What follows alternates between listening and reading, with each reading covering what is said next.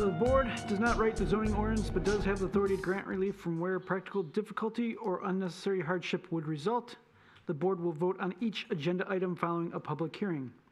Use variance requests require a minimum of 6 affirmative votes in order to grant the requested variances. Non-use variance requests require a minimum of 5 affirmative votes in order to grant the variances. Please note that any order of the board is valid for a period of 1 year. If you would like to request that the board table or adjourn your case due to the absence of a full board, you must inform the chairperson immediately after public hearing. Tonight we have a full board. Petitioners shall do their best to limit presentations to 10 minutes. Each participant in a public hearing shall do their best to limit comments to 3 minutes. All righty. As stated, all of us are here, so that's good. Is there a motion to approve the minutes from September 11th, 2025, or any amendment to those minutes? Mr. Klatt. And I think I saw, well, first off, what would you like to do? Motion to approve. And I saw Mr. Reddy with his hand up first, or after that. So, I'm not going to fight him out. If he wants it, he's any discussion, or we're good? No. All right. All those in favor signify by saying aye. Aye. Opposed? Motion carries. Now, is there approval for the minutes of our joint work session with the Planning Commission of September 9th, 2025? Mr. Wolf. I'll make a motion to approve. I'll second. All right. Any comments or additions to it? Seeing none, we'll move to vote. All those in favor signify by saying aye. Aye. Opposed? All right, motion carries. We're on to unfinished business, case number 25-08-18 for 1839 Roseland Avenue. Whenever you're ready, you may take it away. Mr. Chair, I need to recuse myself from this one as my company has direct involvement. Okay, Thank you. you may do so. All right, so for this one, we won't have a full board, but there's no, we're pretty much going to have a full board no matter what, because no matter, you would always recuse yourself on this one anyway, so. The petitioner's architect informed me prior to this meeting that the homeowner was unable to make tonight's meeting, and that they're still going through some potential revisions to further reduce the size of their variance requested. So the petitioner has kindly asked to postpone this item again to next month. I believe the petitioner's architect is also here to provide additional information as well. All right. Thank you. Yes, and Alex is correct in that we are still looking to reduce the variance request that we're looking for as far as the lot coverages go. As far as the lot coverage goes, as he mentioned, our owner is unfortunately not able to attend tonight due to family matters. So he would like to maybe just postpone it. I don't know if you guys want to have a public discussion on it still, but we would like to maybe just postpone it until the next month. Okay. I don't think we need to have, if anyone unless wants open discussion, yes, Mr. Yeah, do we just have to keep postponing it month by month, or can we just postpone it till when they're ready? Because I think this is now the third or second time it's been postponed. The board has flexibility in the motion they make, so you can explicitly state in your motion to postpone to next month or postpone for 2 months. It's up to the board. Okay, if we did it out further and they were ready sooner, do they have to wait? Unfortunately so. Okay, thanks. Yes, Mr. Wolf. So if we were to do a motion like that, approximately how much time do you think you would need? We should be able to be ready for the next month's agenda for November. Okay. And then I want to ask one more question. I know you're trying to reduce the ask, which is always really appreciated. Can you, if you feel comfortable doing so, kind of give the board a little bit of an update as to where you've been since the last postponement and where you'd like to be, so that you're ready by next month? Yeah, so for the original date that we had back in August, we postponed due to a board that was not full. I think there's only 5 or 6 people here. So we postponed for that reason. And then just based on kind of how the discussion was going in that meeting, we pulled back one of our variances. We totally removed the side yard variance that we had. And then we also reduced our lot coverage variance by, I think, about 0.5% currently. Upon further conversations with the owner in the last couple weeks, we've talked about peeling there's a 2-car garage addition that we're proposing. We're talking about maybe pulling that back to just a 1-car addition, which will take a significant amount of square footage out of the lot coverage, which will reduce our variance significantly. And again, if you don't feel comfortable saying this, you can just say that. Is the, about how much of an ask can we expect to see? Again, if you don't know or you don't want to say, that's fine. We just kind of ballpark it. For the future, it'll probably be a less than 1% variance. Okay, perfect. Thank you. Yeah. Any other questions or motions? Mr. Lineweber? I make a motion that we postpone case number 25-08-18 to next month's meeting. Is there a second? Okay, Ms. Robinson, go ahead. I think that they're working on it, and I think it's appropriate to, given the amount of time, given that it's a potential reduction, I think the postponement is warranted. Anything to add? No. Okay. Any other discussion? All right, seeing none, we'll move to vote. All those in favor of postponing this till next month, please say aye. Aye. Opposed? All right, motion carries. We will see you next month. Okay, thank you very much. Thank you. All right.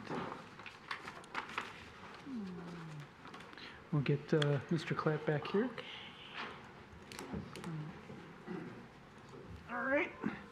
We'll move on to case number 25-10-24 for 30118 Woodward. Whenever you are ready, you can take it away. The site is located on the east side of Woodward Avenue, and it's at the north corner with Burnham Road. The site was formerly a retail store which sold music media. Back in 2024, the property owner did obtain permits through the city's building division to do some exterior facade renovations and also to split the site into 2 separate tenant spaces within. And the petitioner is proposing to occupy one of these tenant spaces for a new sit-down coffee shop. Now, coffee shops with interior sit-down seating are required to provide the same number of parking spaces that is required for standard restaurants. And the zoning ordinance requires 1 space for every 65 square feet of usable floor area. Based on the floor plans that were submitted to staff, it was calculated that the space would have 1,503 square feet of usable floor area, which would require 24 off-street parking spaces. In the past, staff had applied a credit of a certain number of parking spaces based upon the prior use at that tenant space. And the prior retail space required 7 off-street parking spaces, so staff provided that 7-space credit to the proposed use. So the coffee shop would require 17 spaces. The petitioner's architect did add 4 spaces at the rear of the building. So with that being said, the petitioner would be requesting a variance to waive 13 of the minimum required 17 off-street parking spaces. All 4 of these parking spaces are accessed from the adjacent rear public alley. And the driveway to get to that extends the full length of the property, which is 48 feet in width. And the zoning ordinance limits commercial driveways to be no greater than 30 feet in width. So the petitioner is seeking a second variance to waive 18 feet from the maximum permitted driveway width of 30 feet. And last, the zoning ordinance also requires a small screening wall that is masonry and at least 30 inches in height to be located along the south lot line along Burnham. It would have to be essentially provided where parking space numbered 4 is provided along that length. And the point of that is to screen the parking spaces from the side street. And this is obviously absent on the petitioner's plan, so there's a third variance required to waive this requirement from the screening wall. So thank you. Okay. Any questions? Mr. Clapp and Mr. Wolf and Mr. Lane. Alex, I drove the site early this week, and I drove along Burnham Road there quite a bit. I noticed there's no parking signs on that'd be the north and south side of the street. Can you confirm that that is the case, that would prohibit any parking for this commercial facility to park along Burnham?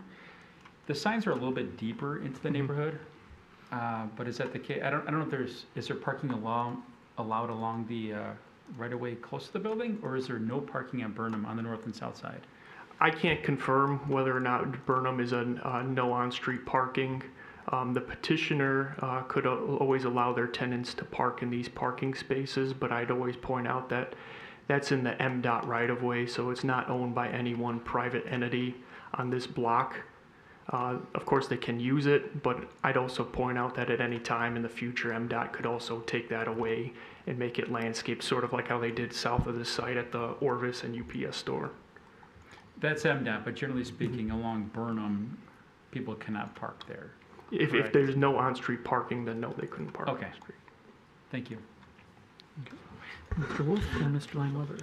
I know we've had similar cases like this in the past, so I just wanted to ask, was the previous building that was in the site, was that parked according to code? Essentially, no. So, as you can see with some of the pictures at the rear of the building, they would have theoretically required 7 spaces, and you can see it's just, gravel. There's no actual spaces provided. So in other words, there weren't any variances or any other types of, restrictions given to, before the applicant or whenever was used previously at the building? Yeah, there was nothing on file for the old music store. Okay, that was my question. Thank you. Okay. Mr. Lineweber. Alex, when you have the 7 spaces as a credit, is that for the building as a one tenant for the whole building, or is that for Yeah, a subdivided? That would be based on the single tenant as it previously was. So now that they've split the building into 2 tenant spaces, if the credit is applied to the one, what happens with the other tenant space? It's likely that if the other tenant space is used by a use that would require more than what is previously there, then they too would possibly come before this board for a parking variance as well. Would they be given the 7 space credit, or has that been used up in effect with the one tenant, with the new tenant? So since the existing space is being reduced in size, staff could recalculate the parking space in the adjacent tenant space as well. If it's determined that it's greater than 7 spaces, then yes, they would be back in front of you. Okay. And the credit is just, it's a theoretical number based upon that use that was previously there. Correct. It has no basis really on what the spaces are Right. that exist around the building. Yes. So when the tenant, when they create new spaces, this isn't a new space, it's just being newly designated as parking, Yes. correct? Okay, thank you. Other questions? No, okay. Anyone? All right, no other Well, questions? I take it back. Outside of the original use, what other uses could go in here and be compliant? Can anything work here? Yeah, there could be. There are other spaces that are allowed in the zoning district which require the same amount of parking or even less parking. So that could also be another retail use, which is quite broad in and of itself. It could be a dry cleaner outlet, a smoking lounge, one of those kitchen or interior design showrooms. So there are a couple other uses that are allowed here. Okay, thank you. Any other questions? Yes. Alex, do we know how many of the other properties in this strip are presently vacant, and how many total parking spaces exist in front of this full facade? So for the other spaces or other tenants on site, let me get to it. I believe there are 2. The one at the north corner, that was white boxed, but I believe that's still currently vacant as well. Okay. The petitioner's architect also noted on their first page of their plan set the parking spaces that are included in the MDOT right-of-way. It's about 5 spaces, right? Mm-hmm. I saw Trevor first. Yeah. Mr. Moore? Yeah, I didn't previously have a question, but now I do, because I'm curious what makes a smoking lounge different than a coffee shop. I mean, people are inside consuming something, essentially, correct? Yes. Okay. Is there a reason why they're different? Well, from a parking standpoint, you know, we do have to classify a sit-down coffee shop the same as a restaurant. Now, for a smoking lounge, that's classified different. It's identified as a separate use within the city zoning ordinance. So as such, it does have a separate approval process. It's approved as a special land use, and it also has different parking count assigned to it. Okay. Thank you. Is there a plan for the building, what looks like to the south? I think it's 30100 Woodward, or the other half of the subdivided space that's going in there at this moment, or not yet? In terms of an actual tenant, no, but there are permits that have been submitted to white box it for a potential tenant. Okay. Any other questions? All right, seeing no other questions, petitioner is present, you may present your case. Okay, so I just wanted to describe Cafe Fantasy. So Cafe Fantasy is a vibrant dessert coffee shop cafe that hosts frequent themed pops-up private gatherings and tasting nights several times per week. We want our customers to sit at the bar to enjoy coffee or a late-night cocktail or dine in the seating area. We offer pick-up and go with DoorDash platform. Our goal is to create an interactive environment where customers can not only pick up their cinnamon rolls and pastries and coffee, but also stay for music, food tasting experience, and meetups. We plan to have a variety of activities, including live baking demos, fantasy-themed nights, and limited-time collaboration events on certain days with other local food brands. Our business will require frequent customer traffic throughout the day because we want to stay busy around the community, and we want to open up to both get that day and nighttime customer traffic. But possibly it's staying open till 1 a.m. as this gives us an advantage because no one else in the area is offering this. And will be something different and creative for the community. That's why the name itself is called Cafe Fantasy. Any questions for the petitioner? Mr. Clapp? Thank you for that. I appreciate it. Can you explain your perceived parking needs? You know, relevant to the site, the limited parking that's there. Can you explain? Looking at the plans, there's numerous tables, there's numerous seating. It's a beautiful plan, a lot of options for seating. But can you explain your idea or thoughts about the parking and how your patrons would park this site, understanding the limitations around it? How do you plan to be viable with the shortages? Well, I was thinking like on the street level. I know it's a neighborhood street on the corner. So, you know, maybe customers can, you know, walk a little bit, you know, to the coffee shop. Are you suggesting like into the neighborhood they would park? Or are you suggesting? If the parking could be available, I mean, you know, if it's space there to park. If it's not, say for instance, all the parking in the front and the back is taken, then I would say, well, that would have been like the last resort. I understand. My guess is that's why you have a lot of patrons out here or residents out here based on that. But okay, thank you. Thank you. Mr. Wolf, then Mr. Moore. So let's just, for example, say I come to Cafe Fantasy and I decide I'm going to call an Uber home. Where safely do you think I could get into that Uber so I could go home? Well, what about that vacant building at the very end? But I'm in this scenario. I've had a little bit too much to drink. It's coffee. It's coffee. It's cocktails too. Like, you know, that's like our evening type of, right. Customer base. I guess the point I'm trying to say is Mm-hmm. it's not about me per se. It's about somebody coming in there and, being able to get into an Uber safely. Like, where would you imagine that to be? That would be a tight situation. Okay. Thank you. Mr. Moore? How many employees do you anticipate working at one time? So we want to have about, in the daytime, like 4 employees in the day, as well as in the evening. And are you expecting that the employees are going to take the spots in the back? Is that what your intention is? Okay. Yeah. Mr. Reddy, then Mr. Lineweber.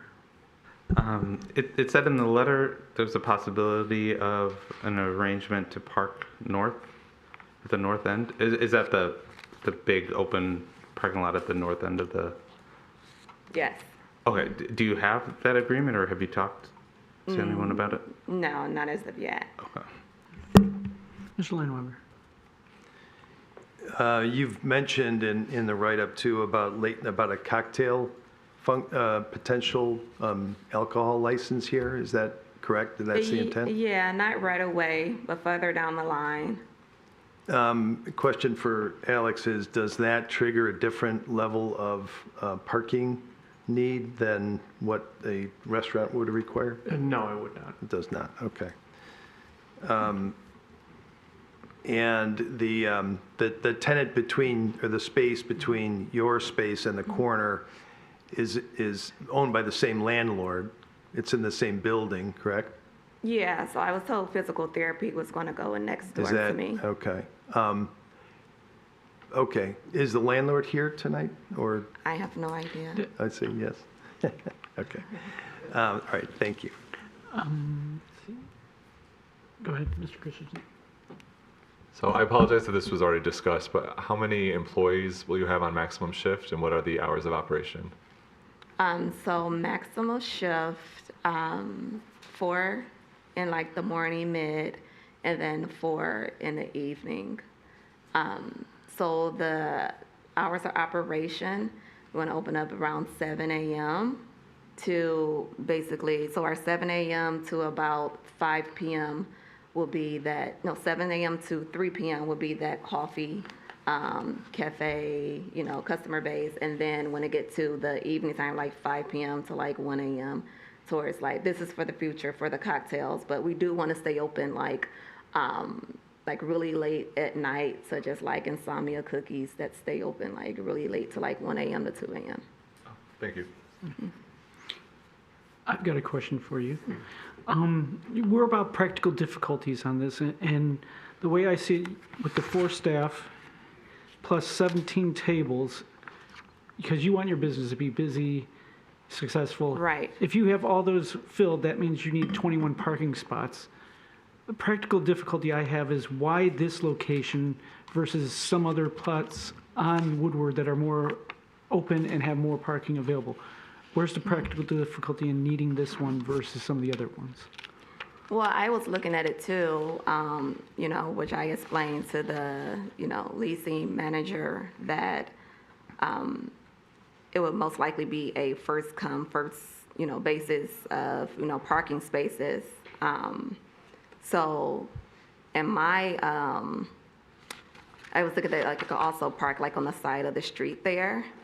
So I didn't think it would be like an issue. So when I said, hey, I want to open this as a cafe coffee shop, and he was just said that would be a great idea. Okay. Mr. Clark. That kind of that was my initial question. I don't know if you can park there. I see the no parking signs. They're a little bit deeper, but I have no idea what that means. I mean, I know it says no parking in this area, but it doesn't extend to the west. So can you park along the right-of-way in that area or not? I don't know, but that's only a parallel parking space is 25 feet. That could be 3 to 4 parking spaces there. It's not. That's the challenge. When you look at the floor plan, and you mentioned table count, Anthony. When I did a number count here, I see roughly 48 plus seats, plus a pickup counter, plus staff. That's a lot. But and if it's a thriving business, which I assume it would be, it's a bakery, it's a coffee shop, and it's on Woodward major frontage, I assume it would do great. But we're talking at full capacity, 50 plus occupants, and we only have limited parking space, and we have to assume that the other tenants need spaces too. So that's the challenge here. I'm struggling to understand, and there's no parking on the side streets that I can see, and we don't have a definitive answer if we can park, a little bit west of that, but. So no parking at all on the side street? It's only 4 spaces along there right away there. Along your building length is about maybe 3 spaces at each parallel parking space about 25 feet, 25, 25, 25. I don't think the building length is that much, so maybe three parking spaces. The right of way in front of your building is maybe 5, as the plan shows. 5. If we were to give you 5 in front of your building, in front of your lease space, plus maybe 3 in the street, plus what's behind you, I'm struggling to understand how it works. It seems very challenging.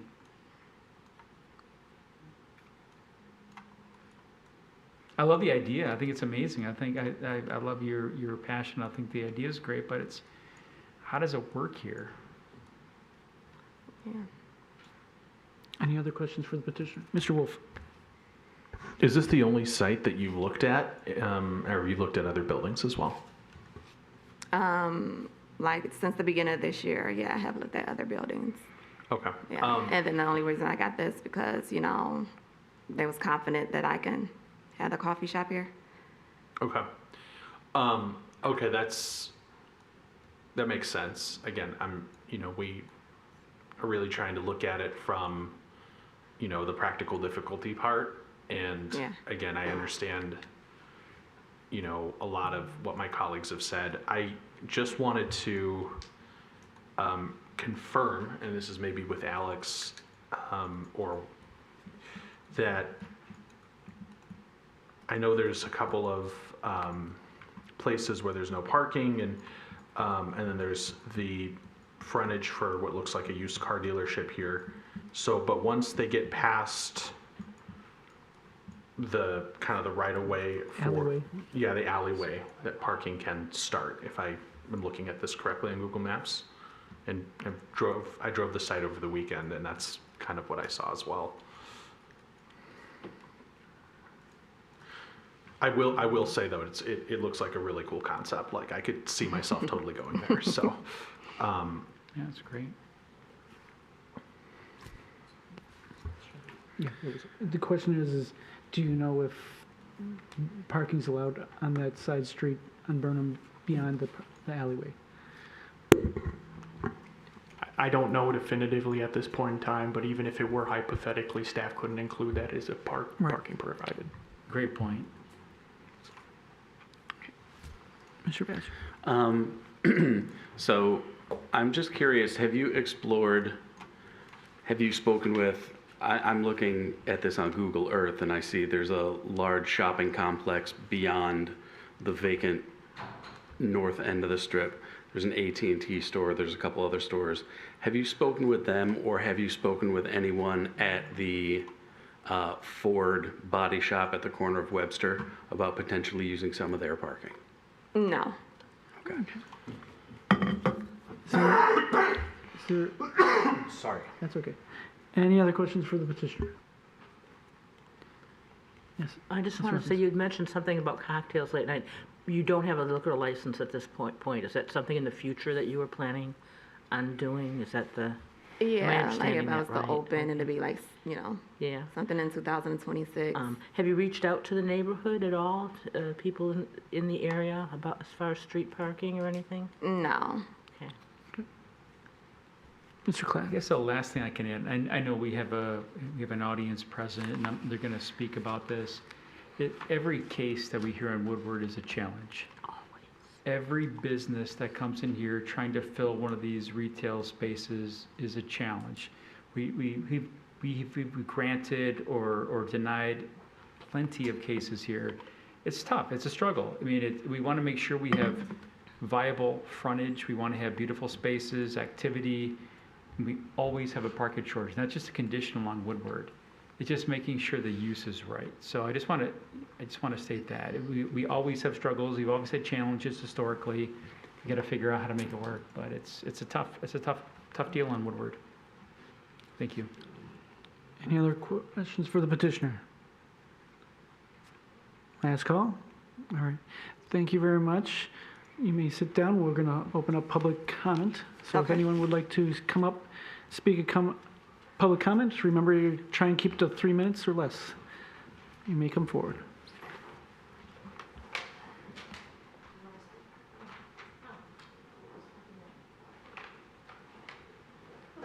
Hello.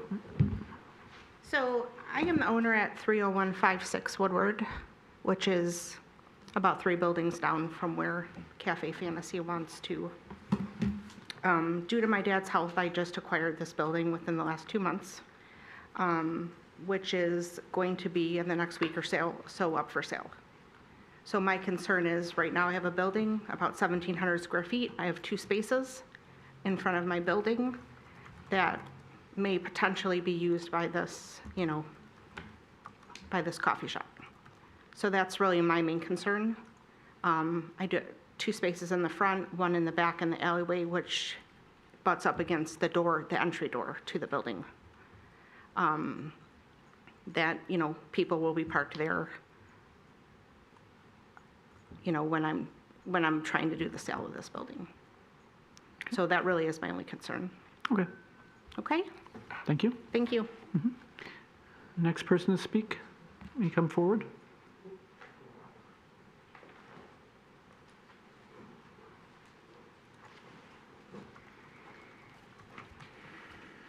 I'm John Leotis. I'm a partner in the building directly contiguous to this building. We've owned this property for north of 20 years.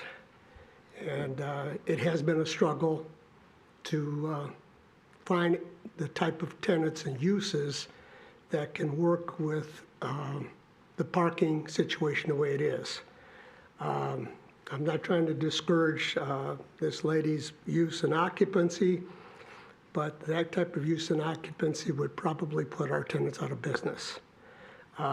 There would be nothing available for anyone. We have the same thing. We have 4 or 5 spaces behind the building, and just to build the property in the right-of-way, in the Michigan right-of-way.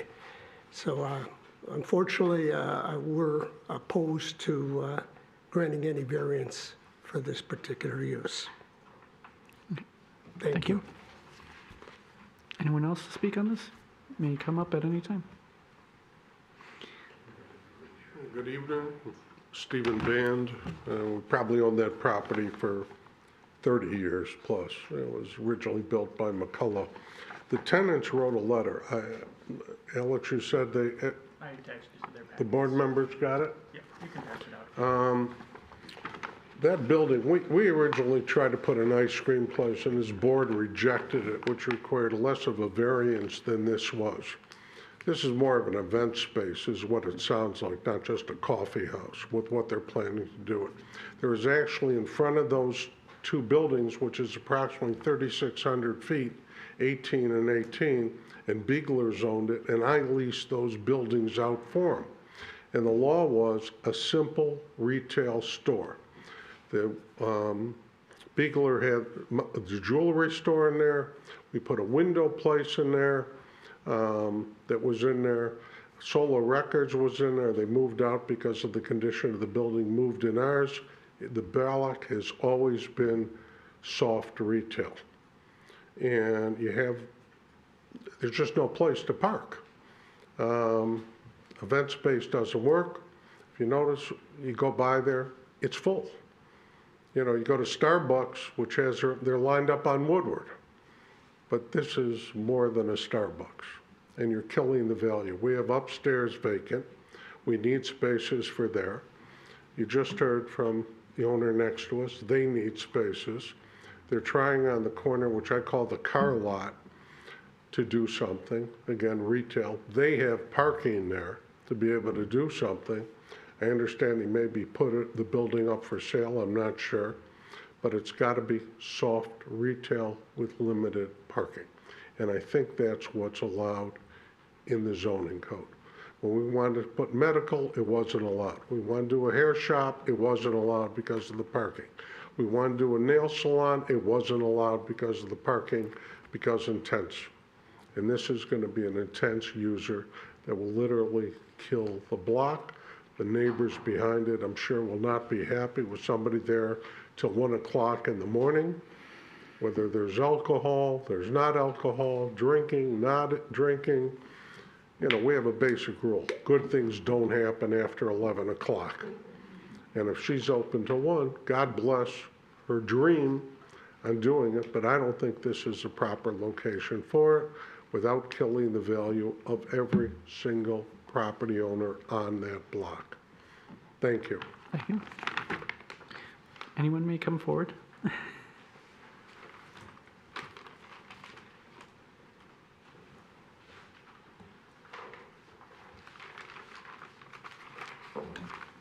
Good evening. Laura Harrison, resident of Woodward Side since 1973. January of 1973. I'm going to give you a history lesson about Woodward Side and what's going on, so that maybe it'll answer some of your questions that you have. There's always been a parking issue because those buildings along there were zoned as neighborhood business, and that's why there's no parking. And if there was, it was the person that built the building, you know, and that's where the problem came in. There is the angle parking in front. That's county property. They take care of that. Including is used for parking and bus stops. So, you know, it's a bit of a, Oakland County maintains their property on both sides of Woodward Avenue. So they're the ones that, you know, they could come along and take out those angle parkings in front and put in a bike route. And you couldn't do anything about it. So, Woodward Side, subdivided May 1925. Woodward Side Improvement Association formed November 1944. Bylaws incorporated also in the same year, updated in 2024. But the problem with what was going on Woodward was the fact that all the businesses there, most of them, at the time in those years, they weren't there. It was just, and then they built the buildings for people to be able to walk from their house to go get groceries or something. So that's why it is set up like that. Today, it has settled down a lot as far as, but the biggest problem, of course, is the parking. We put, the subdivision asked for the no parking signs to be put in, asked the city. Thank you. It's been 3 minutes. What? You have a 3 minute. 3 minutes. We try to limit to 3 minutes. It's Well, been 3 minutes. I'm almost done. It's The to be fair to the other people. The problem was Acme Sports, which was on Woodward in the place where the gun thank shop you. is now. They used to park, and of course they'd have these big sales. To be in kind to the Acme, other people, can and you? then they would park, because there's no parking, they park all over the neighborhood, including Thank you. blocking our driveways and parking in our driveways. So the subdivision went to the city. They asked for permission for parking signs, no parking in that area. And they thank you. maintain it. Thank you. Okay? Is there any other public comment? Yes, you may come forward. Christine Wist, I live at 2718 Burnham Road. There is no parking on our street 8 to 5, Monday through Friday. The only time that you can park there is Saturdays, Sundays, and holidays. So that is there. That does not stop people from parking there anyways. There is, like you had mentioned, there's probably about 3 parking spots that would be right next to the building, but other than that, there's not. Would love to have a coffee shop at the end of the street. That would be amazing. Do not love the cocktail hours after 5 to 1 a.m. The neighborhood is right on top of those buildings. I have 5 children in my house, 4 houses from that building, that having people possibly inebriated walking through my neighborhood at midnight, 1 a.m. We also have a small island park in front of our house that we have actually had to have the police remove people from at random hours as well. Having that be a place where then people are walking into the neighborhood, sitting on the benches and hanging out until later than that. So that is my concern with that piece of it. And as it's been mentioned, the parking is obviously an issue there no matter what. If you could work out something with the Ford dealership to clean that space up and make it parking, that'd be great for an event or place. But having a place that's going to be open that late into the evening serving alcohol is definitely concerning as a parent and resident in that neighborhood. Thank you. Any other public comment? You may come forward. Yeah.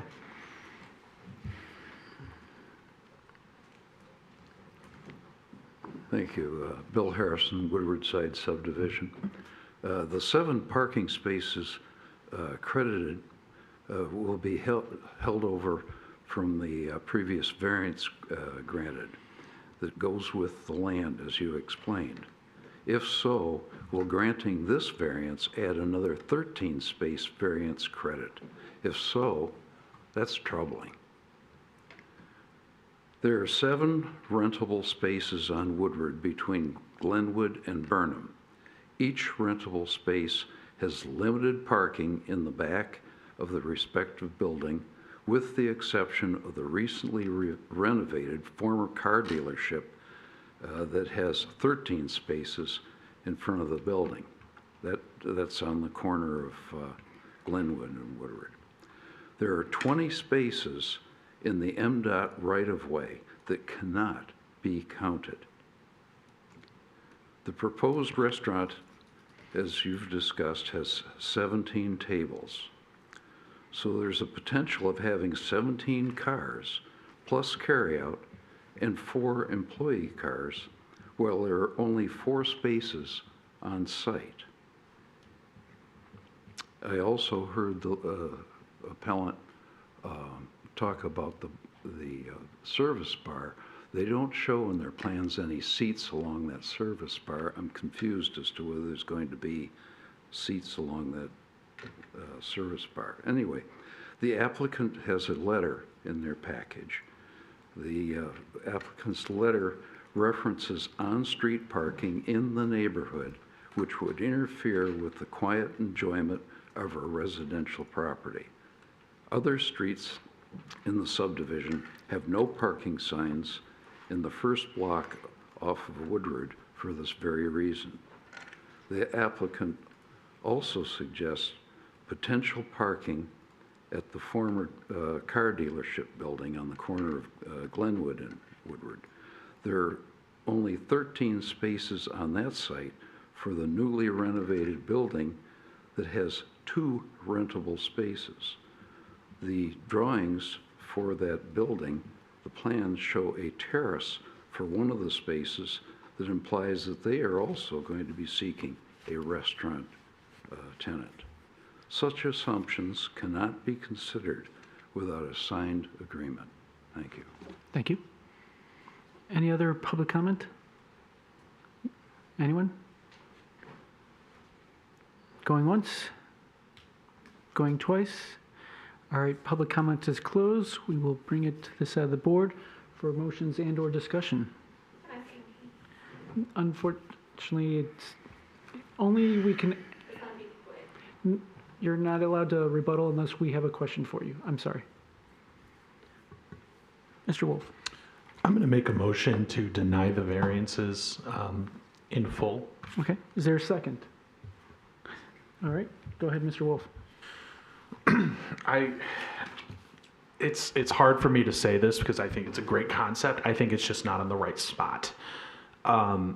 I was very concerned when I drove in and drove out of the space, and I have a medium-sized pickup truck, and I, was trying to park my car there, kind of pretended that I was going as a customer, and I actually felt a little concerned about the size of my truck in the parking spot. It was getting a little too close for comfort to the Woodward, getting in and out of Woodward.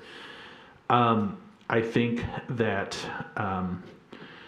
the lack of parking both on Woodward and in the neighborhood for me is just, it's a little bit worrisome. Also, I was not aware of, I thought this was just a coffee shop when I read it, and that might be on me, but if at night, again, that's why I asked the question about an Uber or something like that. If there's 25 cars there and there's no parking and somebody comes out and, God forbid something happens to them, I just don't know if that's something that I can sit here and approve if, God forbid, that happens in the future. So it's a great concept. I just don't think it's in the right spot. Okay. Anything to add? I believe that Mr. Wolf has made most of my points. I am an incredibly strong proponent of small business, and I would love to see a business move into this space, especially a coffee shop from an independent owner. But I just find the parking is simply too problematic. If there were some type of agreement in place with either the Ford Body Shop or the shopping plaza to the north, or even for the spaces at the north end of this strip, I would be more inclined to grant a variance. But I just see this as being too problematic and too potentially invasive upon the neighborhood. Mr. Clint. So I'd love to say yes to any business coming into Woodward. I see too many vacant storefronts. I see this as a beautiful opportunity to bring a new business into town. Seems like an amazing concept, but then I look at it from a history standpoint. I've come into plenty of these cases where I've walked in saying no. Maybe the zoning administrator made a case where it's a gymnasium coming into town and on Long Woodward, and they need 40 parking spaces. But then I hear from the applicant that no, we're a private training studio and we're doing one-on-one training and we only need 2. I didn't hear that today. I see 48 tables on the plan, and I heard no rebuttal against that. So I still see that there's 48, there's staff, there's this. I just don't think it can be viable in my opinion. So I have to support your motion here. Okay. Mr. Lineweber, then Mr. Reddy. I think I agree with everything that's been said. It is a great idea. I like the way it looks, the way it's designed, but the location is truly the problem here. And but also if somebody did have an agreement for parking elsewhere, those are short-term agreements. And while they may have an agreement today, in 3 years, 5 years, 20 years, those agreements go away, but the variance remains.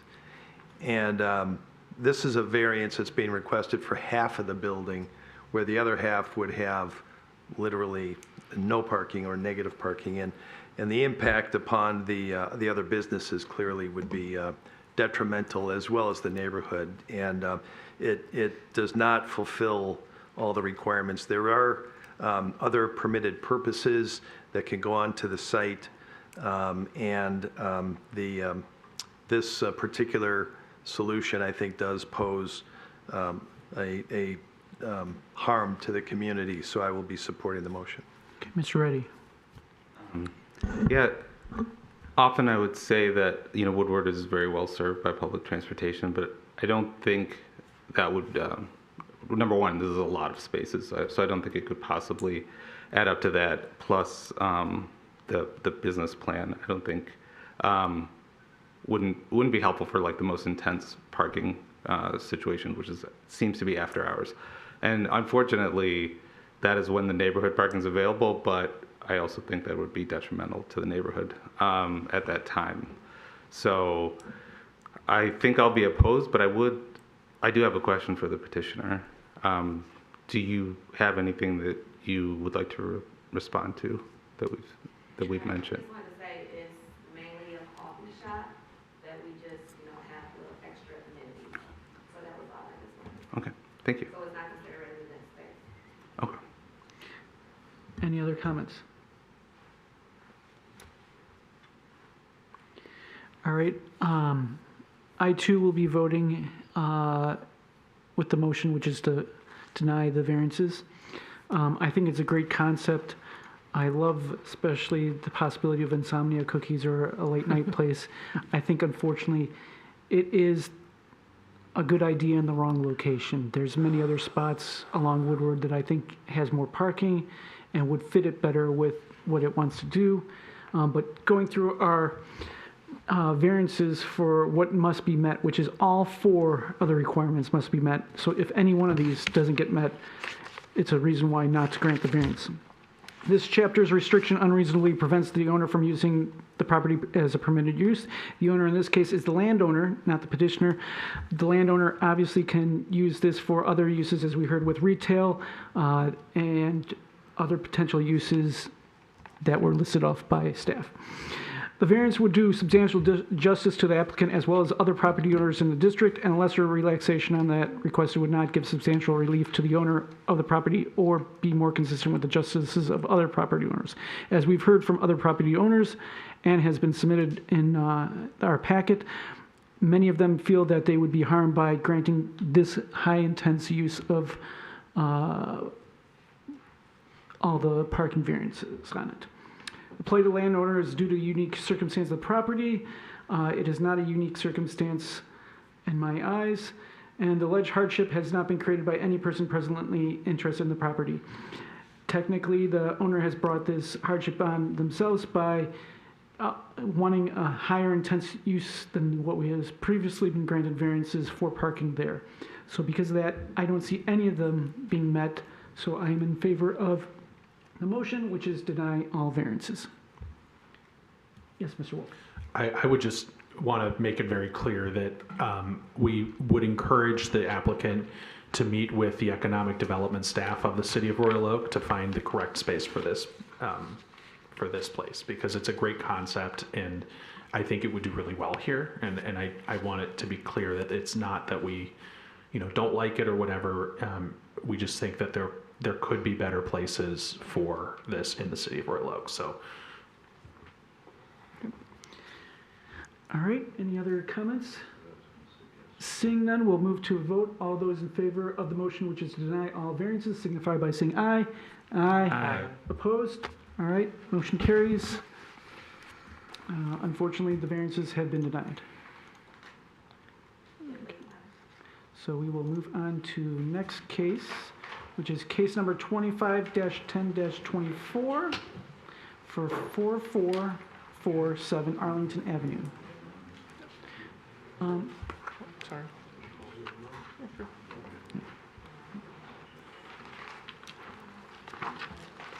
If you want to wait a moment for everyone to shuffle out.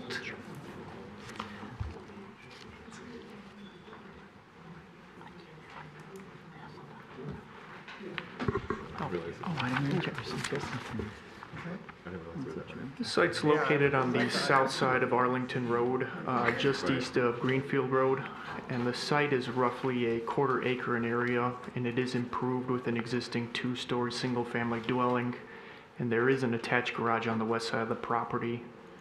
The petitioner is proposing to remove the existing driveway and approach and demolish the existing attached garage. And they'd like to construct a new front-facing attached garage with a driveway and approach shifted to the east side of the property. The petitioner is also proposing both first and second floor modifications as well to create new living space on the house as well.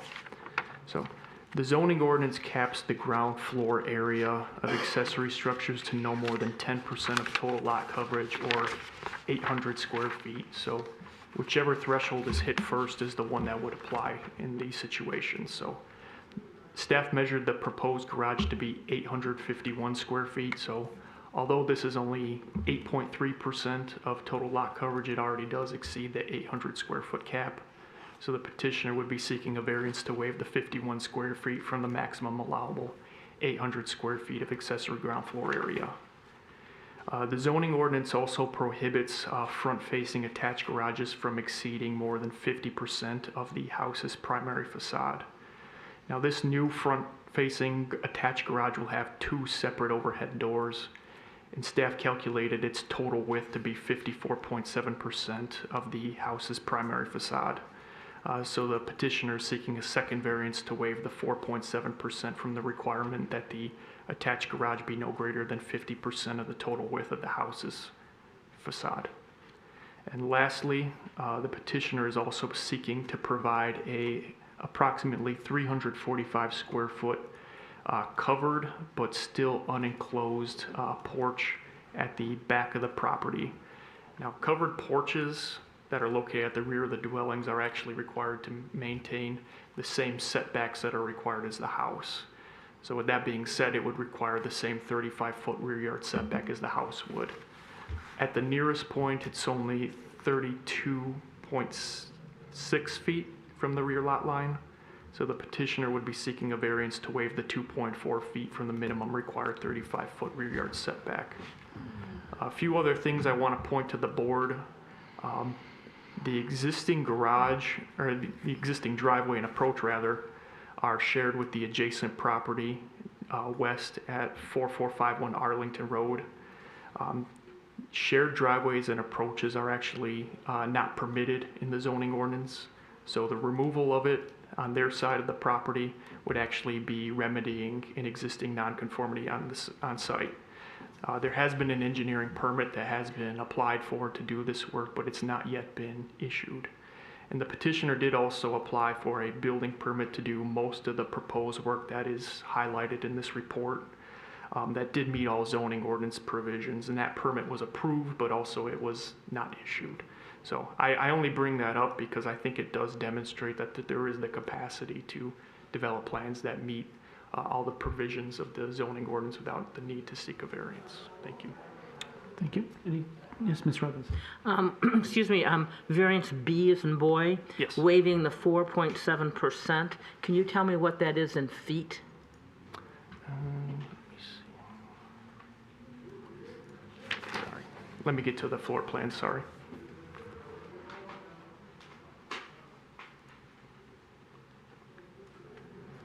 Feet, 8.5. 30 foot 8 feet. It'd be roughly three and a quarter. 3.25 feet. Yeah. Okay. So in other words, if you had 3.25 less there of that garage, it would be, we wouldn't need a variance there. Yes, but they would still likely need a variance for the square footage as well. So we need it for the square footage, but Yeah, not it's for that possible. front-facing business. Potentially, yes. Well, I'm confused by I'm seeing 2 dimensions. I see the house at 30 foot 7.5 and the garage at 38 foot 2. How is that 3 feet? Because it's based on the entire width of the primary facade, not just the house portion. Okay, so we're only talking about shaving 3 feet out of this? That sounds right to me, that's what I think. Okay. Yes. The portion of the garage that steps back, that all is included as front facade, correct? Where the smaller garage overhead doors? Yeah, the double portion is obviously the front facade in the calculation, but also the single card to the left. Yes, that is included as primary facade as well. If that was pushed further back, is it always called front facade? Is there some magic number that comes up that it's no longer front facade? Staff hasn't really come across a design of that type, so I'm not sure that I want to commit to providing a certain answer at this time. Okay, thank you. Mr. Reddy? Oh, Alice, I couldn't keep up when you were mentioning a plan that wouldn't require any variances. Could you Yes. repeat that? Yeah, so the petitioner did also submit plans to do the new garage as well as making new additions onto the house itself. And those plans did meet all the applicable provisions of the zoning ordinance, so staff was able to provide a signature of approval. So this application came in after that. All right, any other questions? Oh, Mr. Lionweber? Sorry. The required front setback of the house, is that the 25 feet, is that correct? It's on there, on the site plan as a dashed line. That was incorrect. I didn't have to communicate with the petitioner's architect that it should be the average of the adjacent property. I see, okay. Thank you, that answers. Other questions? Did you have one, Ms. Robinson? Variances on either, are the side variances ample on either side of this proposed building? The side yard setback? Side yard setbacks, thank you. Yes, they're only required to be 5 feet, and they're in excess of that. They've got plenty, okay, thank you. Other questions? All right, seeing none, the petitioner, if you're present, please come forward to present your case. I'm Brian with Trademark Construction, Leafdale Investments. I own the property. I live in the neighborhood. I've lived in the neighborhood for a long time. I have some other places around there, and I love this area, and it's a great property. And I think that it was just a very old, it was a house that was built in 1925. And so what you'll see is we're keeping that whole existing foundation and house, and what's new is that garage to the side. I do have a set of drawings that I submitted that got approved. That's with the 2-car garage. I can't do a 3-car garage unless I have a little bit more space. I'm trying to fix it and make it better for the property and the street and the lot and the neighbors with getting rid of the driveway on the other side and moving it over.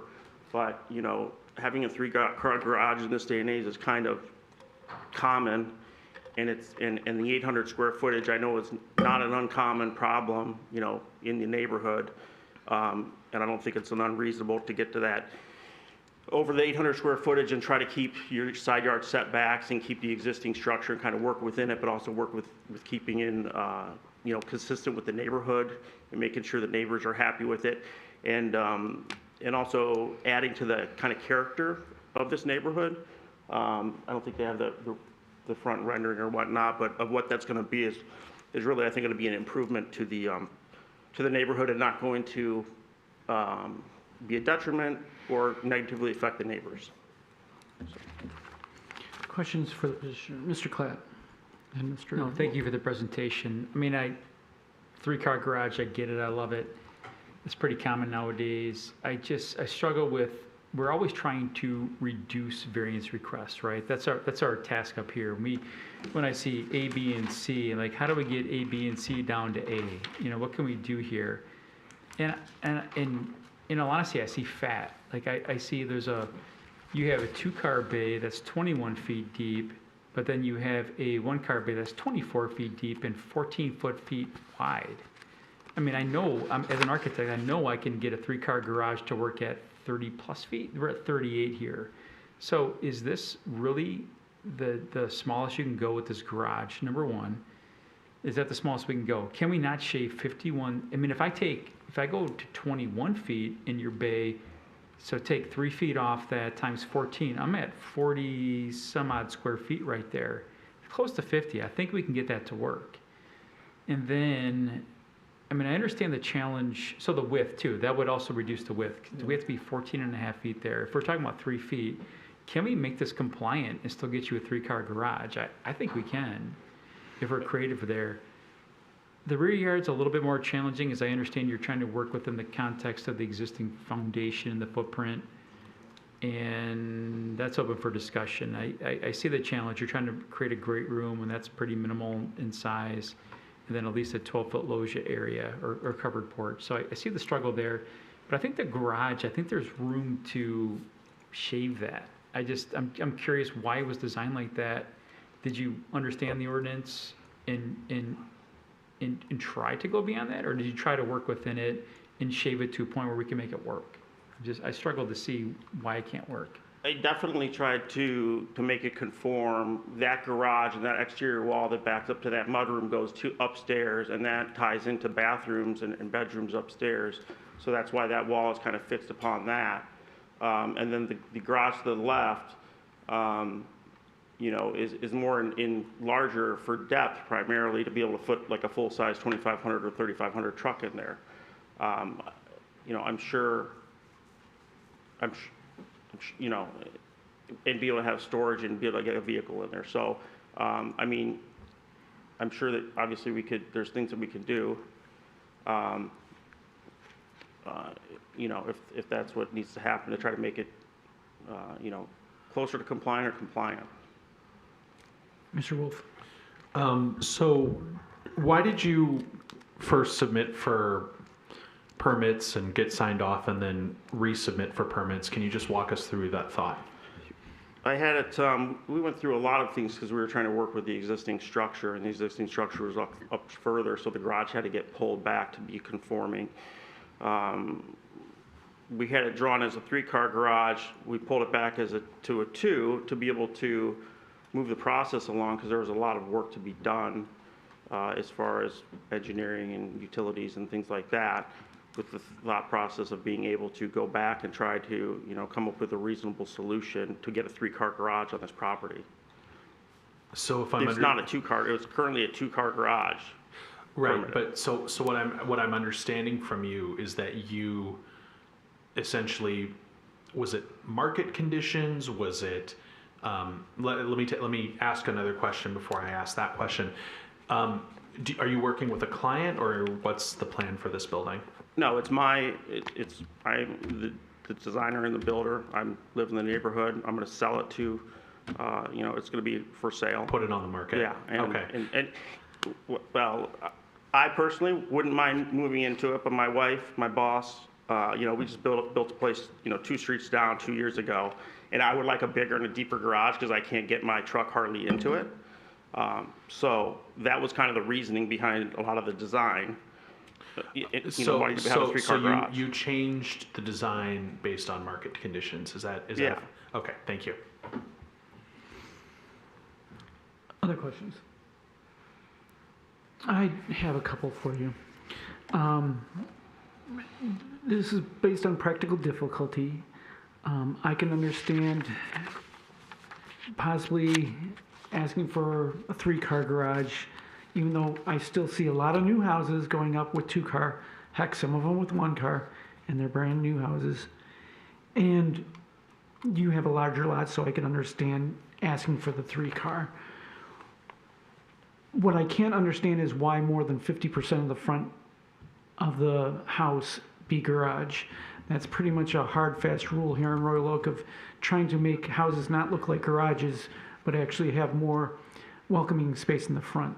That's question number 1. Number 2, why can't a covered porch that is, we'll say, 9 feet wide be used? I personally have a 8-foot wide porch, and it's very useful for me. I don't understand why. I understand the wish to have 12 feet so that you can have it wider, but where is the practical difficulty in meeting the, say, 9-foot wide porch in the back to not need that back variance? Yeah, the reasoning on the back porch was an existing structure. There's a fireplace to have seating and whatnot. I guess if you put it like that, I understand your difficulty with that. And why the need for over 50% for garage facing front? We set the garage, the 3rd-car garage, we set it back to try to minimize the impact of the front facade. So that was the reasoning behind that. I'm not trying to make it look like a giant garage, right? I think if you look at the existing structure, you look at the proposed structure, it's a giant improvement. You know, and like I said, I think the 800 square foot on a garage is really tough these days for people that, you know, want to work on, have cars, multiple cars, want to work on their cars and have storage and things like that. So while, you know, I'd be happy to try to do whatever I can to shrink to get 50-50, you know, I still would like to have the depth on that third car garage, to have the depth to be able to put a big vehicle in there and have storage and all that stuff, because I don't think that really, you know, impacts, Okay, you know. thank you. Other questions, Ms. Robinson? I really am opposed to that, you know, big front garage business. We don't have it in Royal Oak. We try to, I think the whole ambiance of Royal Oak is that we're out on the street. I mean, don't want to be just living in the back of our houses. We want to be real neighborly. So I think if there was some way to just tweak that garage, leave it to 3 cars, even having the fact that you have a 1-car garage with the further depth, that would be okay with me, as long as we could get that 50% down to that 50%. And then also, I mean, I have to agree with the back porch, that 9-foot, if that would make us conform with the 9-foot as opposed to 12-foot in depth, I would be more supportive to do that. Just do these little tweaks, because I love the look of the house. I think it's going to look great in there. If we just do those tweaks, I think would help. Okay. Other questions, Mr. Langweather, and then Mr. Moore? This is a question for the applicant, but also, Alex, perhaps you may be able to answer this. If the porch was only partially covered, does the calculation extend to the covered portion only?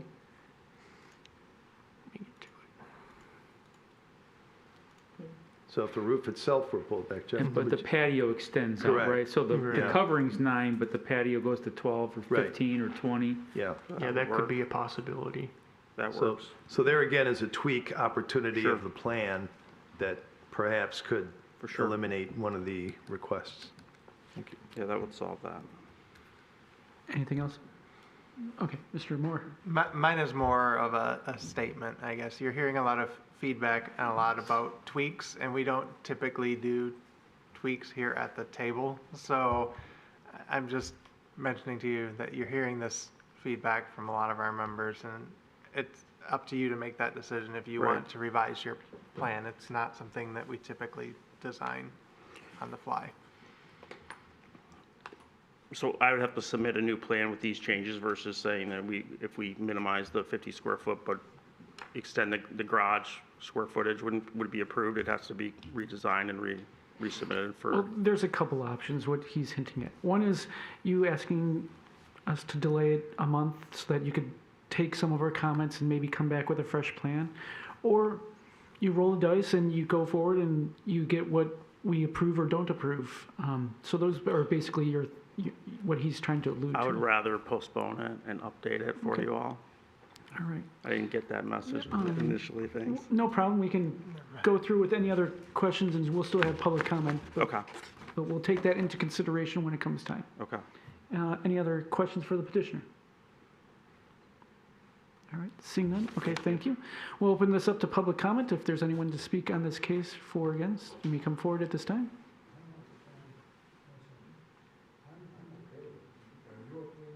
Can we just make a comment from here? No, it's best for people online to be able to hear you. Yeah, I would rather have one big house than 2 tiny houses back Get- there. Just to put it.